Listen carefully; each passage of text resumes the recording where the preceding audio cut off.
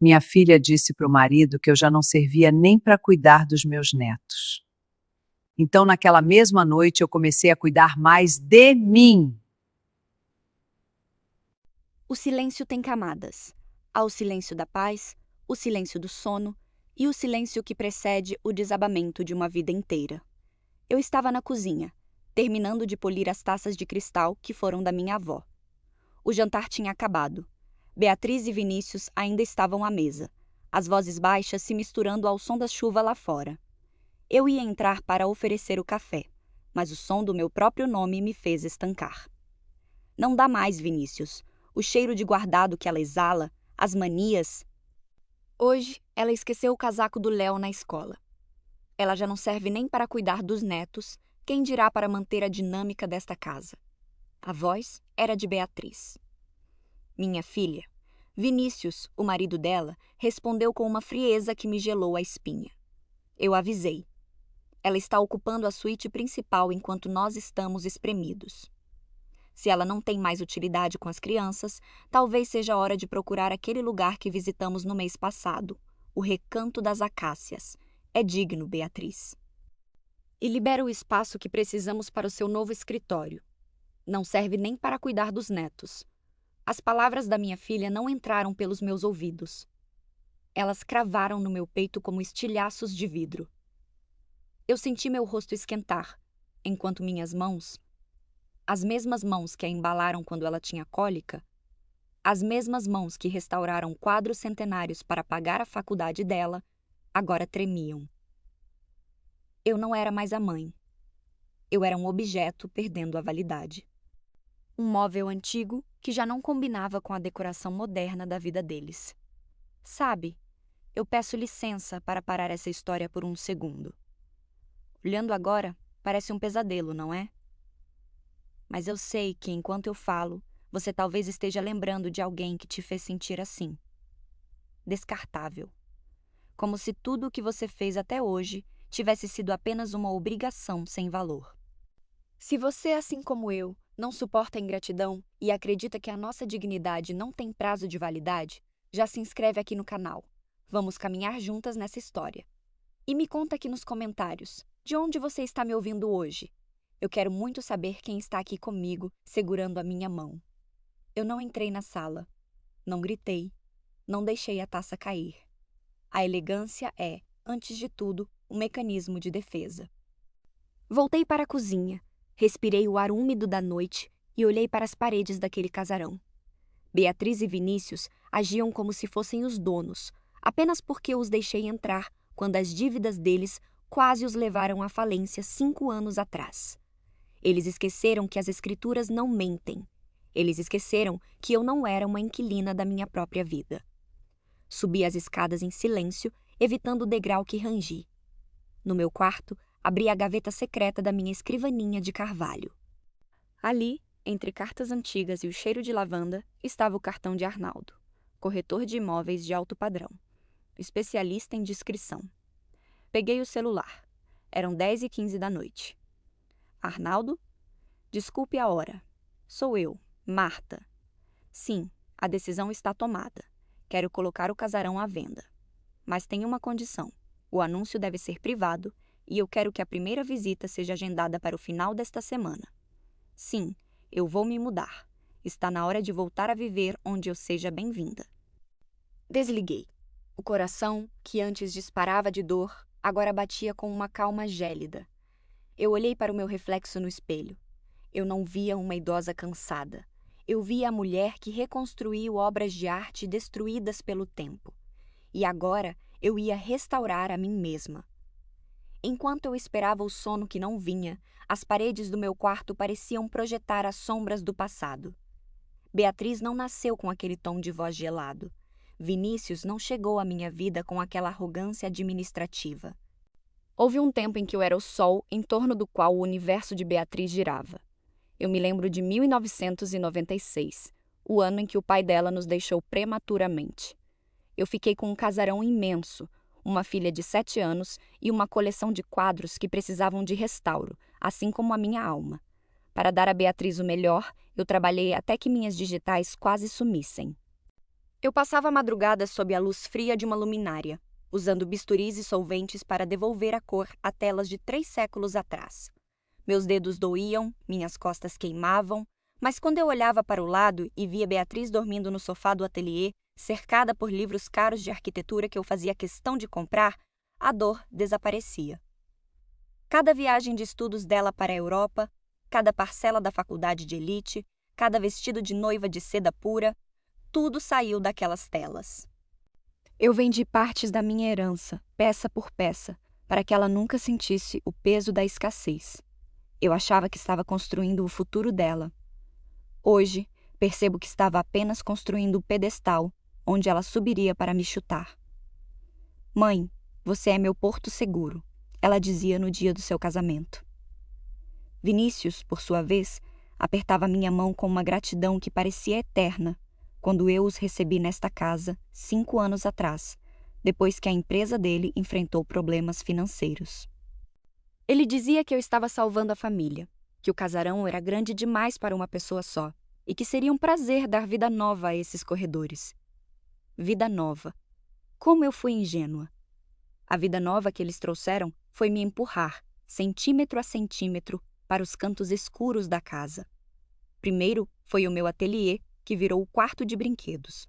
Depois, a sala de jantar, que virou o escritório de Beatriz. Por fim, eu me tornei a babá não remunerada, a governanta silenciosa, a vovó que é ótima para limpar o vômito das crianças às 3 da manhã, mas que é um estorvo durante o jantar com os amigos importantes deles. Eu olhei para as minhas mãos agora, sob o cobertor. Elas ainda são as mãos de uma restauradora. Elas conhecem o valor do que é antigo. E o que Beatriz e Vinícius esqueceram é que uma peça antiga, quando bem restaurada, vale 10 vezes mais do que uma peça moderna. Eles acham que eu estou quebrada. Eles não perdem por esperar o momento em que eu vou mostrar que o restauro da minha própria vida já começou. Eu não vou gritar com eles no café da manhã. Eu não vou pedir por respeito. O respeito que precisa ser pedido já nasceu morto. Amanhã, quando o sol nascer, Marta não será mais a mãe que não serve para nada. Amanhã, a dona do imóvel vai começar a cobrar o aluguel da alma. Acordei antes do despertador. Antigamente, eu acordava com o peso da idade e das dores articulares. Naquela manhã, porém, acordei com a leveza de quem tem um plano. O sol entrava pelas frestas da persiana da minha suíte, iluminando a poeira que dançava no ar. Beatriz chamaria aquilo de sujeira. Eu chamava de vestígios do tempo. Levantei-me, vesti meu robe de seda, menos o único luxo que me restara dos tempos áureos, e desci para preparar o café. A rotina era a mesma, mas o meu olhar sobre ela havia mudado. Eu não era mais a serva. Eu era a espiã na minha própria casa. Quando Beatriz e Vinícius desceram, a mesa já estava posta. O cheiro de café fresco e pão torrado mascarava o odor da traição que pairava no ar desde a noite anterior. Eles se sentaram sem me dar bom dia. Para eles, a mesa posta era um fenômeno natural, como a chuva ou o vento, algo que simplesmente acontecia sem exigir gratidão. Vinícius estava ao telefone, gesticulando com uma torrada na mão. Não, o projeto do home office vai ficar espetacular. A iluminação natural naquela ala da casa é perfeita. Só precisamos liberar o espaço. Ele olhou para mim de soslaio enquanto dizia isso. Liberar o espaço. Um eufemismo elegante para despejar a sogra. Eu servi mais café na xícara dele, mantendo a mão firme, controlando o tremor que Beatriz tanto criticava. Mãe, Beatriz disse, sem tirar os olhos do tablet. Você viu a camisa azul do Vinícius? Ele precisa dela para a reunião de hoje. Não me diga que você esqueceu de passar de novo. Está no closet, no terceiro cabide da esquerda, engomada como ele gosta. Respondi suavemente. Ela não agradeceu, apenas bufou, virando uma página digital. Essa casa está impossível. Ontem encontrei uma traça no corredor. É muita coisa velha acumulada, mãe. Livros, quadros, esses tapetes, tudo isso segura poeira. O médico do Léo disse que a alergia dele pode ser culpa desse ambiente museu que vivemos. Engoli seco. O museu era a nossa história. Os tapetes eram persas autênticos, herança do bisavô dela. Mas a crueldade de Beatriz era sutil. Ela não dizia que odiava as minhas coisas. Ela dizia que elas faziam mal ao filho dela. Ela usava o meu neto como arma. Podemos encaixotar algumas coisas, Beatriz, sugeri, testando o terreno. Talvez esvaziar a sala de leitura. Os olhos dela brilharam. Foi a primeira vez que ela me olhou nos olhos naquela manhã. Sério? Finalmente você está sendo razoável. Vinícius, ouviu isso? Ela concordou em tirar aquelas velharias da sala de leitura. Já podemos chamar o arquiteto para medir a parede de drywall. Vinícius sorriu, um sorriso de predador saciado. Ótimo. Assim que despacharmos os livros para doação, o ambiente fica limpo. Sabe, Marta, é para o seu bem. Menos coisas para limpar, menos cansaço para a senhora. A gente só quer simplificar a sua vida. A hipocrisia era quase palpável. Eu sorri de volta, um sorriso fino e indecifrável. Vocês têm razão. Simplificar é preciso. Vou começar a separar tudo hoje mesmo. Eles não entenderam. Acharam que eu estava me rendendo, dobrando os joelhos diante da modernidade fria deles. Mal sabiam que eu estava, na verdade, começando o inventário da minha partida. Mais tarde naquele dia, enquanto eles estavam fora trabalhando, percorri a casa como uma visitante. Parei diante do quadro A Dama de Azul, uma pintura do século XIX que restaurei quando estava grávida de Beatriz. Ela sempre disse que o quadro era deprimente. Toquei a moldura dourada. Não se preocupe, sussurrei para a tela. Você não vai para o lixo. Você vai para onde sabem o seu valor. O telefone tocou. Era Arnaldo, o corretor. Dona Marta, tenho boas notícias. Um investidor estrangeiro adora imóveis históricos e busca exatamente o perfil do seu casarão. Ele está na cidade apenas por 2 dias. Podemos agendar uma visita discreta amanhã à tarde, enquanto seus familiares estiverem fora? Meu coração disparou, mas não de medo. Era adrenalina. Sim, Arnaldo, às 15 horas eles estarão no escritório. A casa estará vazia, ou melhor, a casa estará disponível. Desliguei e olhei ao redor. Vinícius havia deixado uma fita métrica em cima da mesa de jantar, esquecida, com anotações sobre derrubar a parede do meu quarto. Peguei a fita e a enrolei devagar. O som da fita recolhendo foi estranhamente satisfatório. Eles estavam medindo paredes que logo não seriam mais acessíveis a eles. Estavam fazendo planos sobre um chão que já estava tremendo. Quando a noite caiu e eles voltaram, o clima estava leve. Beatriz até elogiou o jantar. Claro, é fácil ser simpático quando se acha que venceu. Mãe, ela disse, servindo-se de vinho. Estivemos pensando. No próximo feriado, vamos viajar com as crianças. Seria bom você ficar aqui para supervisionar a dedetização. Não queremos que você se canse na viagem. A casa de praia tem muitas escadas. Era mais uma exclusão. Mais uma forma de dizer, você não cabe na nossa felicidade. Em outros tempos, eu teria chorado no travesseiro. Eu teria implorado para ir, prometendo não atrapalhar. Mas naquela noite, eu apenas assenti. Claro, querida, podem ir tranquilos. Eu cuidarei de tudo por aqui.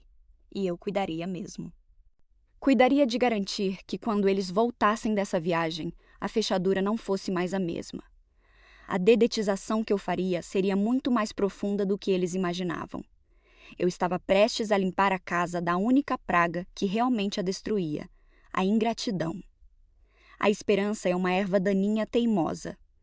Mesmo depois de tudo que eu ouvi, mesmo com a visita do corretor agendada, uma parte traidora do meu coração ainda esperava um milagre.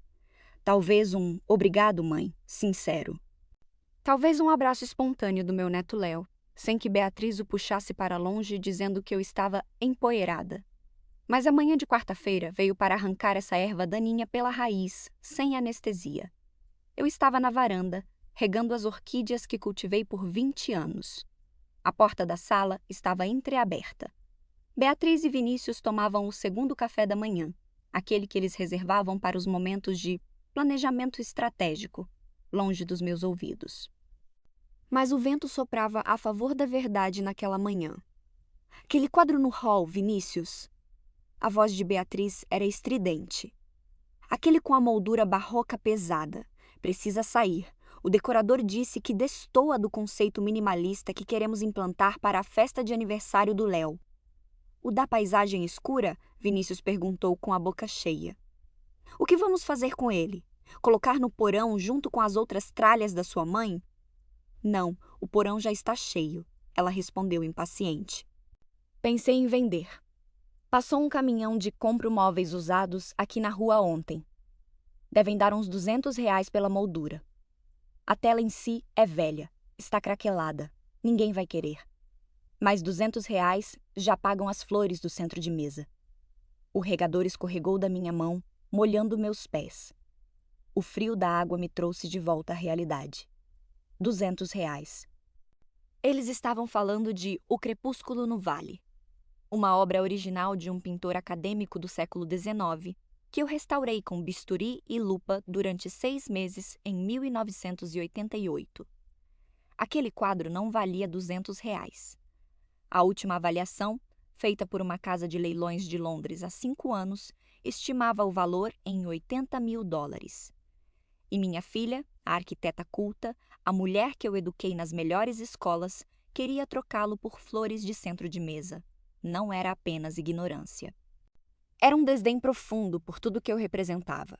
Para eles, a minha história valia o preço de um arranjo de flores murchas. Naquele momento, algo quebrou dentro de mim. Mas não foi um osso, nem o coração. O que quebrou foi o medo. O medo de ficar sozinha, o medo de ser a vilã, o medo de abandonar a família. Tudo isso evaporou, substituído por uma clareza cristalina e fria. Se eu não agisse agora, eles não apenas tomariam minha casa, eles venderiam meu legado a preço de banana, rindo da minha velharia enquanto torravam o dinheiro que nem sabiam que tinham. Entrei em casa. Passei por eles na sala sem olhar para os lados. Mãe, Beatriz chamou, estranhando meu passo firme. Você molhou o tapete? Seca, respondi, sem parar. A palavra saiu seca como um veredito. Subi para o meu quarto e tranquei a porta. Fui até o closet, afastei os casacos de inverno que eu não usava mais e puxei o fundo falso da prateleira. Ali estava, a pasta de couro azul, o inventário da minha vida.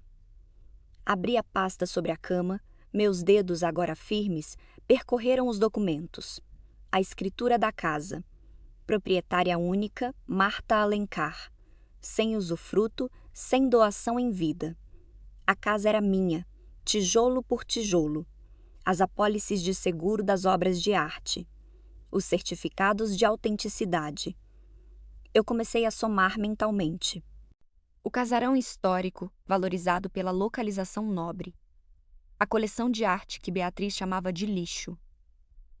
As joias antigas que eu escondi no cofre do banco quando Vinícius sugeriu que eu as vendesse para investir na empresa dele. Eu não era uma velha desamparada morando de favor. Eu era uma milionária sentada sobre um tesouro que eles eram estúpidos demais para enxergar. Eles me tratavam como um passivo, uma despesa. Mal sabiam eles que eu era o banco central daquela família. E o banco estava prestes a fechar as portas. Peguei uma folha de papel e uma caneta tinteiro. Não seria um bilhete de suicídio, nem uma carta de reclamação cheia de mágoas. Comecei a listar. 1. Venda do imóvel, imediata. 2. Destino das obras, Galeria Leblon. 3. Novo endereço, apartamento na Orla. 4. Data da saída, durante a viagem de feriado deles. Ao terminar a lista, olhei para o relógio. 14h30. Arnaldo chegaria em 30 minutos. Beatriz e Vinícius sairiam para buscar as crianças na escola e depois iriam direto para o clube. O caminho estava livre. Desci as escadas. Parei em frente ao quadro O Crepúsculo no Vale. A luz da tarde batia na tela, revelando as pinceladas sutis que eu tanto amava. Você não vai para um caminhão de móveis usados? Prometi ao quadro, acariciando a moldura. Nós vamos para casa. A campainha tocou pontualmente às 15 horas. Era um toque breve, profissional. Abri a porta. Arnaldo estava lá, impecável em seu terno cinza, com uma pasta na mão e um olhar de quem sabe avaliar joias raras. Dona Marta, ele cumprimentou, com uma reverência que Vinícius nunca me fizera. É uma honra finalmente entrar neste santuário. Eu sorri. Pela primeira vez em anos, senti que o ar que entrava em meus pulmões era meu. Entre, Arnaldo. Temos muito o que conversar, e pouco tempo antes que os inquilinos indesejados voltem.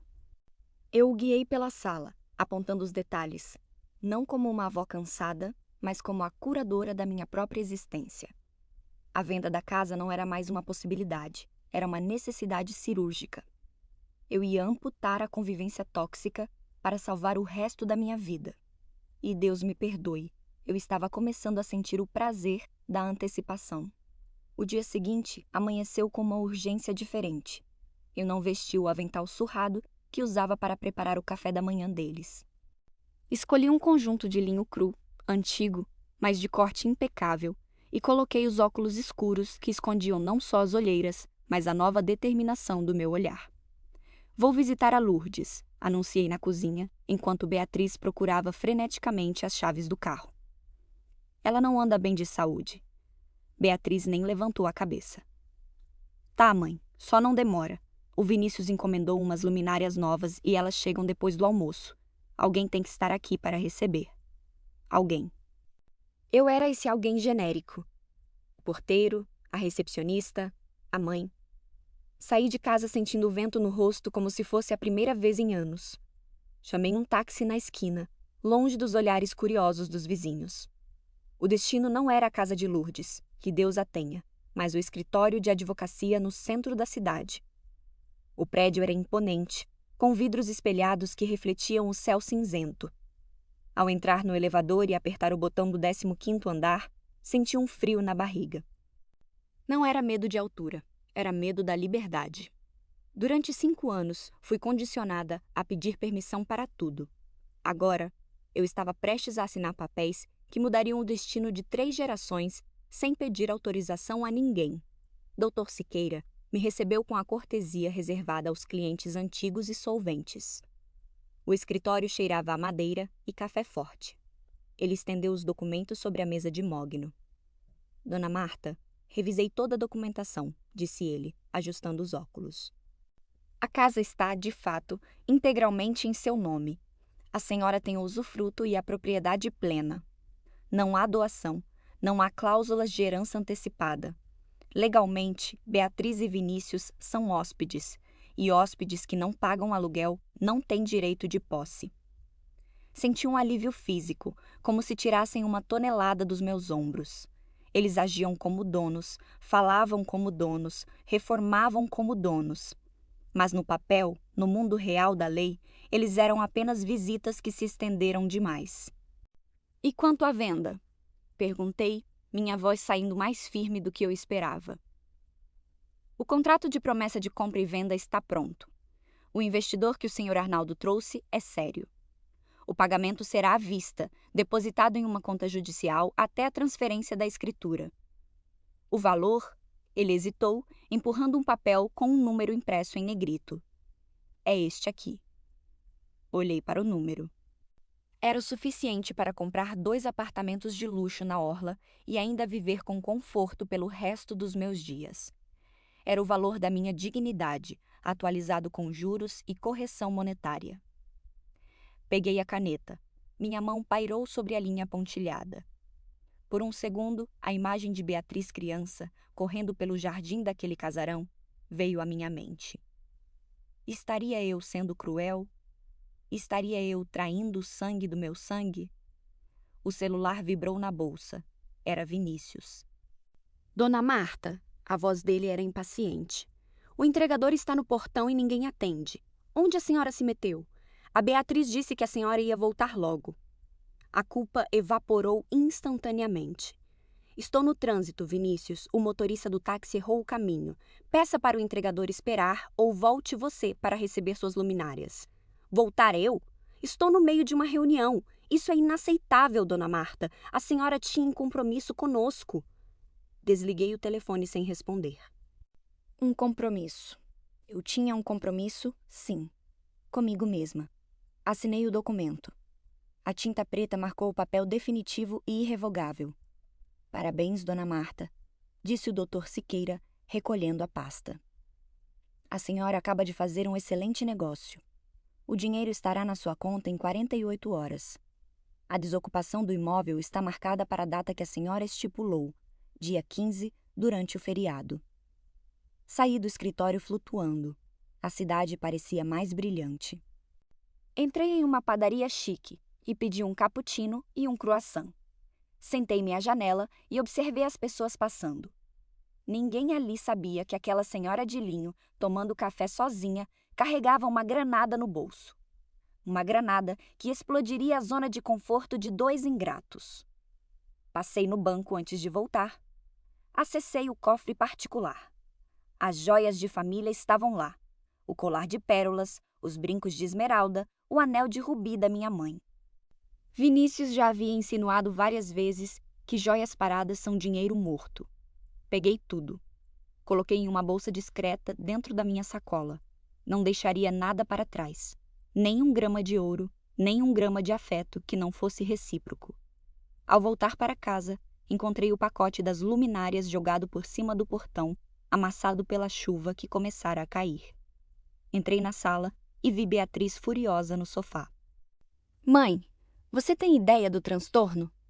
O Vinícius teve que ligar para o vizinho receber o pacote. Você disse que seria rápida. Olhei para ela. Olhei para a caixa amassada. Desculpe, querida, menti com uma facilidade que me assustou. A Lourdes estava pior do que eu pensava. Tive que ficar segurando a mão dela. Às vezes, as pessoas só precisam saber que não estão sozinhas no fim. A ironia passou despercebida por ela, que apenas revirou os olhos e voltou ao celular. Tá, está. Só não deixe acontecer de novo. Temos um jantar importante amanhã e preciso que você faça aquele seu assado de cordeiro. O chefe do Vinícius vem e queremos impressionar. Claro, respondi, subindo as escadas com a bolsa cheia de joias e o contrato assinado escondido sob o linho. Vou fazer um jantar inesquecível. E seria mesmo. O último jantar da velha Marta. O banquete de despedida de uma vida de servidão. A semana seguinte foi um exercício de atuação digno de um prêmio. Eu me movia pela casa como um fantasma eficiente, servindo, limpando e concordando, enquanto minha mente estava a quilômetros dali, decorando o apartamento novo de frente para o mar que eu havia alugado secretamente na terça-feira. A ironia dramática atingiu seu ápice na noite de quinta-feira. Vinícius e Beatriz ofereceram o tal jantar para o chefe dele, o Dr. Camargo, um homem corpulento de voz estrondosa que parecia ocupar todo o oxigênio da sala. Eu havia passado a tarde inteira na cozinha, preparando o cordeiro com ervas e o risoto de açafrão, exatamente como Beatriz exigira. Quando servi o prato principal, o Dr. Camargo suspirou, impressionado. Magnífico! Vinícius, você não me disse que tinha um chefe profissional em casa? Vinícius riu. Aquele riso nervoso de quem quer agradar a qualquer custo. Quem dera, Dr. Camargo. É apenas a minha sogra, Dona Marta. Ela gosta de se manter ocupada na cozinha. Sabe como é? Gente de idade precisa de um passatempo para não ficar ociosa. Eu estava retirando os pratos de entrada. Minhas mãos pararam por 1 milésimo de segundo. Passatempo. Alimentar a vaidade deles era o meu passatempo.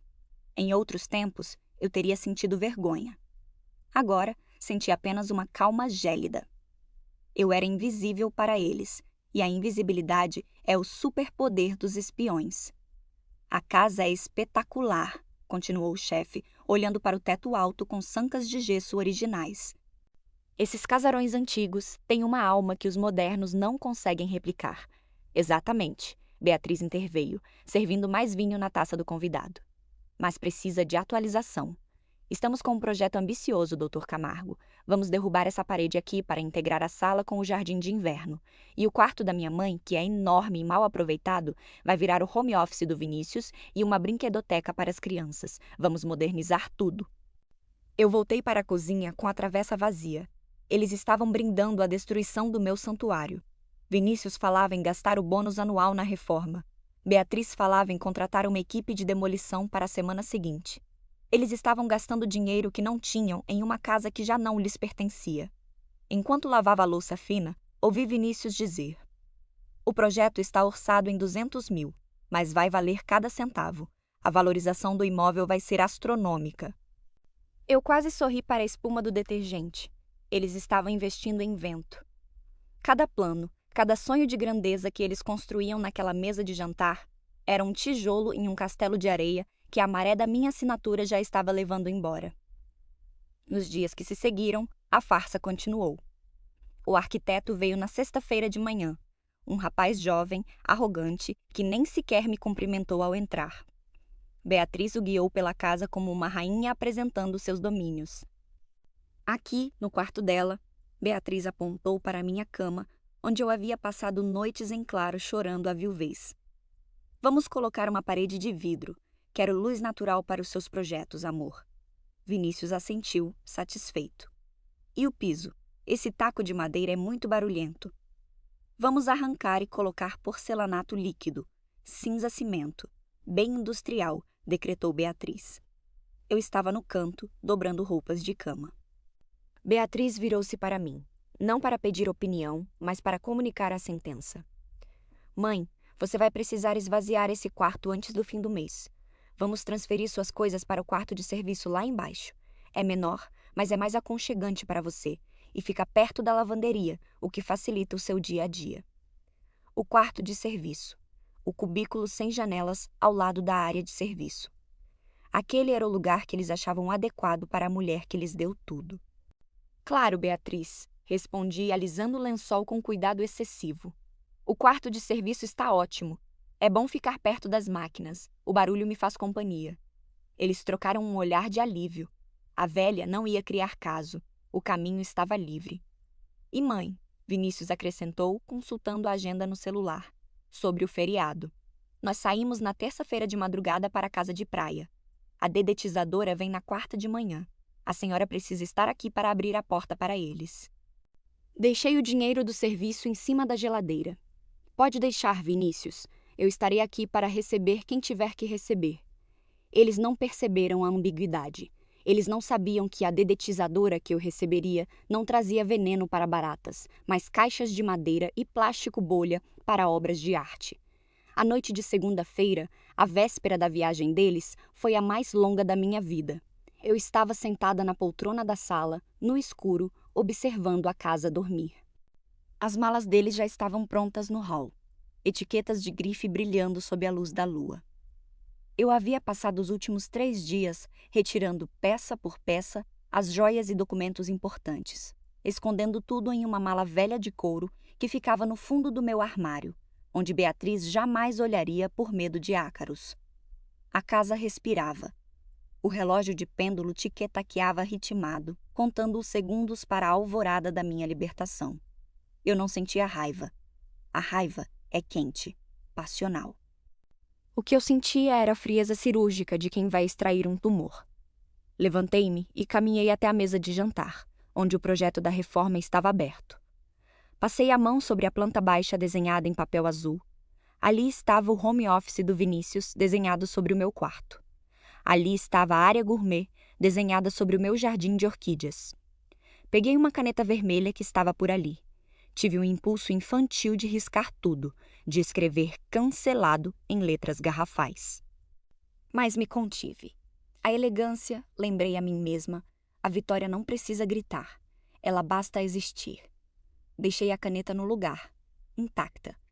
Voltei para o quarto e me deitei, vestida. Não dormi. Fiquei ouvindo a respiração da casa, aguardando o som do motor do carro deles na manhã seguinte. A partida deles para as férias seria o tiro de largada para a minha nova vida. E eles nem desconfiavam que estavam me dando o presente mais valioso de todos, a chave de uma casa vazia e 48 horas de vantagem. Às 5 da manhã, o som do portão eletrônico se abrindo foi o sinal de partida. Do alto da janela do meu quarto, escondida atrás da cortina de linho, vi o SUV de Vinícius manobrar na calçada.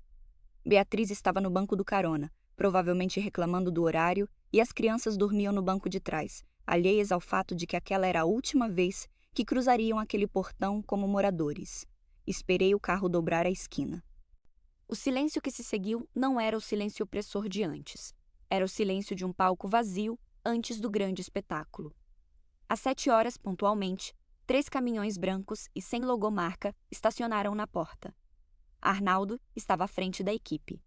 Não eram carregadores comuns, mas especialistas em transporte de acervos e obras de arte. "Bom dia, Dona Marta", disse Arnaldo com um tom de voz baixo, quase reverencial. "Estamos prontos." "A senhora tem certeza?" Olhei para o hall de entrada, para a escadaria de mármore e para as paredes que guardavam o eco de 30 anos da minha vida.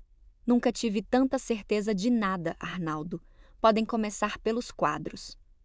O que se seguiu foi uma coreografia de eficiência. Vi a dama de azul ser cuidadosamente envolvida em camadas de papel de seda e plástico bolha. Vi o crepúsculo no vale ser colocado em uma caixa de madeira sob medida. Ver aquelas paredes ficarem nuas não me trouxe tristeza. Cada prego exposto, cada marca de poeira onde antes havia uma moldura, parecia uma ferida que finalmente começava a cicatrizar. Enquanto a equipe trabalhava, eu percorria os cômodos com uma pequena mala de mão. Não levei nada que eles tivessem comprado. Deixei para trás as luminárias novas de Vinícius, os móveis planejados de Beatriz, a cafeteira de última geração que eu mal sabia usar. Levei apenas o que tinha alma: minhas joias, meus diários, o restauro da minha própria história e as roupas que realmente me pertenciam.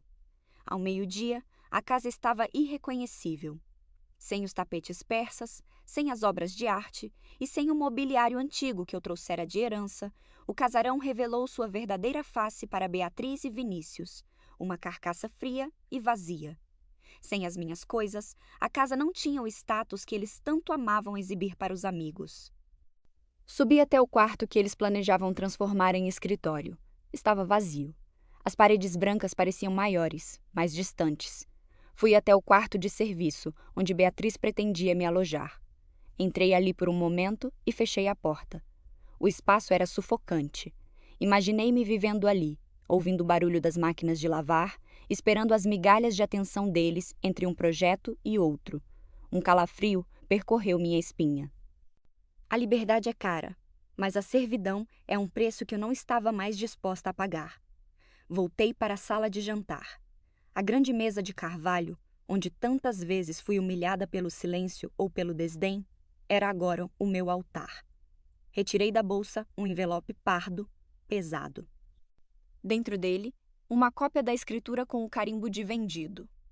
O comprovante de transferência bancária para a conta de Beatriz, menos o valor exato que eu decidi dar a ela como sua parte antecipada da herança. Descontando cada centavo que eles me custaram nos últimos 5 anos, e a carta. Não usei palavras de ódio. O ódio é um vínculo, e eu queria o divórcio definitivo daquela dinâmica tóxica. Escrevi sobre o valor do que é antigo, sobre o respeito que não se negocia e sobre a decisão de ser, novamente, a protagonista da minha história.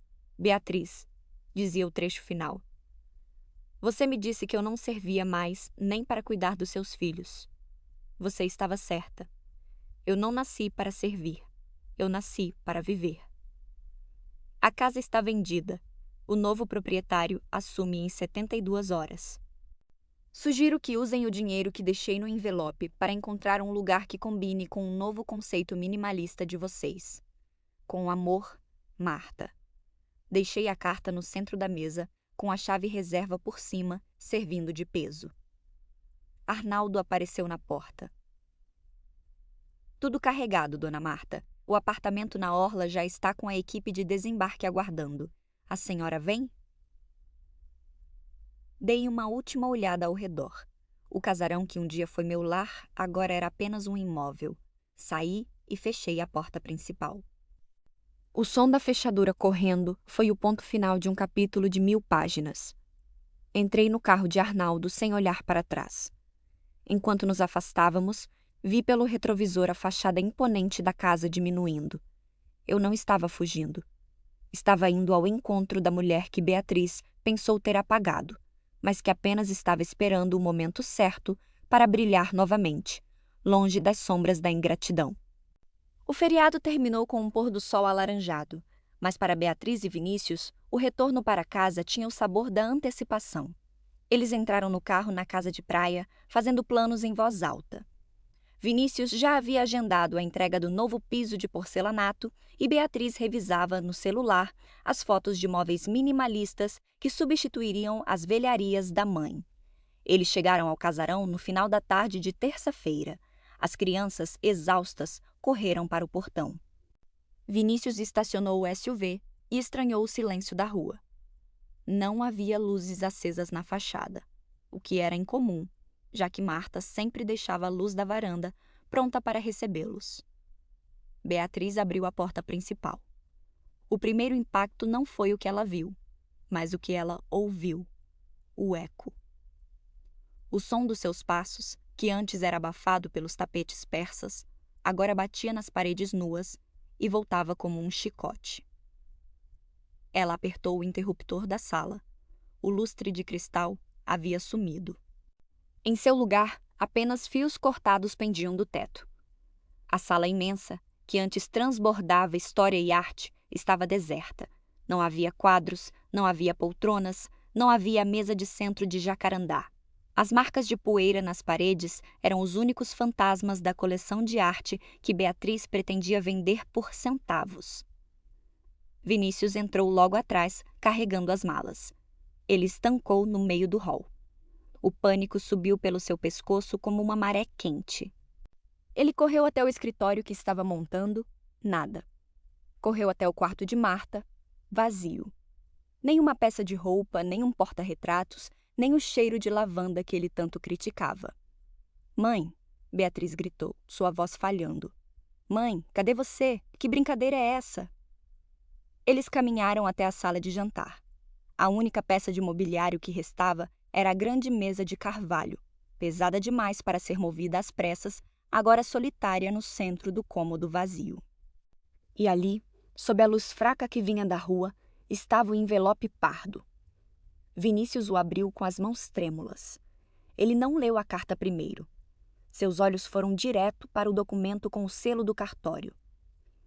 "Ela vendeu a casa, Beatriz", ele sussurrou, a voz sumindo. "Ela vendeu a casa, e o novo dono chega em 3 dias." Beatriz arrancou a carta das mãos dele.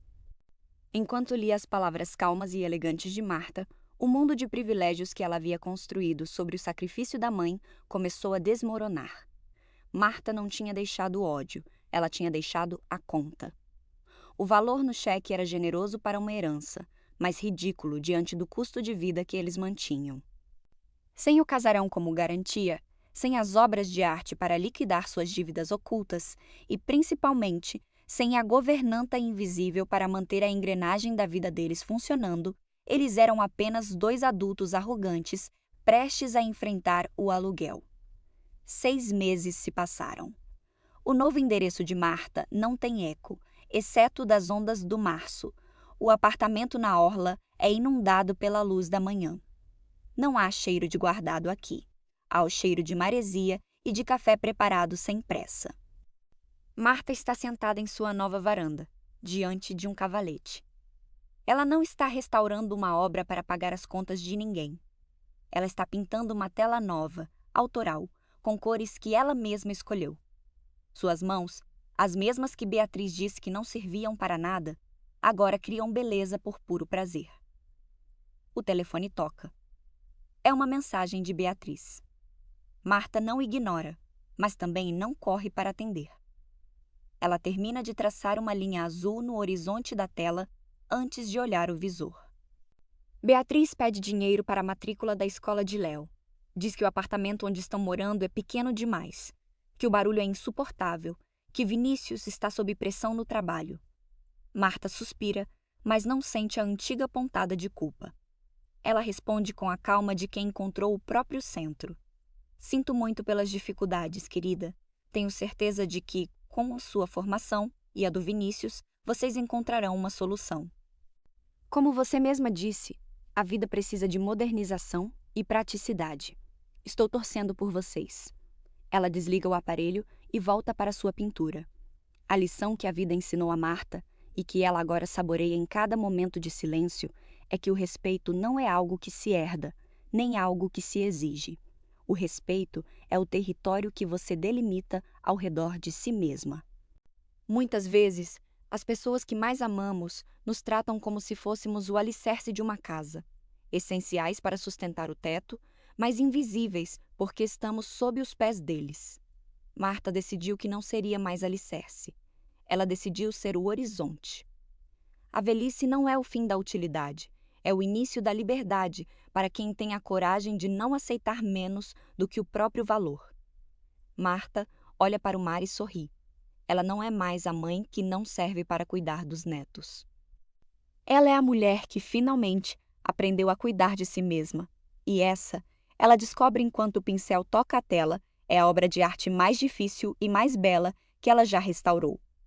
Às vezes, a vida nos trata como telas esquecidas no fundo de um porão, cobertas pelo pó da ingratidão e pelo silêncio de quem deveria nos amar. Mas lembre-se de que você é a obra-prima do Criador e ele nunca descarta o que desenhou com tanto carinho. Não permita que o desprezo alheio apague o brilho que Deus colocou em você. Em vez disso, entregue seus pedaços nas mãos de Jesus, o mestre restaurador que transforma cada lágrima em uma pincelada de recomeço e cada dor em um novo horizonte de dignidade.